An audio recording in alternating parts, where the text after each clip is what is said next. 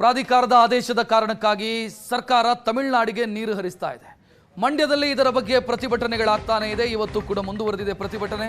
ತಮಿಳುನಾಡಿಗೆ ನೀರು ಹರಿಸೋದನ್ನು ವಿರೋಧಿಸಿ ರೈತರು ಪ್ರತಿಭಟಿಸ್ತಾ ಇದ್ದಾರೆ. ಮಂಡ್ಯದ ಸಂಜೆ ವೃತ್ತದಲ್ಲಿ ಬೊಗಸೆ ನೀರು ಚಳವಳಿಯನ್ನು ರೈತರು ಮಾಡಿದರು. ಬೊಗಸೆ ನೀರು ಕುಡಿಯೋ ಮೂಲಕ ಬೆಂಗಳೂರು ಮತ್ತು ಮೈಸೂರು ಹಳೆ ಹೆದ್ದಾರಿಯಲ್ಲಿ ಪ್ರತಿಭಟನೆ ಮಾಡಿದ್ದಾರೆ. ನಮಗೆ ಬೊಗಸೆಯಷ್ಟು ನೀರು ಮಾತ್ರ ಉಳಿದಿದೆ, ಉಳಿದೆಲ್ಲವೂ ಕೂಡ ತಮಿಳುನಾಡಿಗೆ ಸೇರ್ತಾ ಇದೆ. ಸರ್ಕಾರ ನೀರು ಹರಿಸಬಾರದು ತಮಿಳುನಾಡಿಗೆ ಅಂತ ಪ್ರತಿಭಟನಾಕಾರರು ಒತ್ತಾಯಿಸಿದ್ದಾರೆ.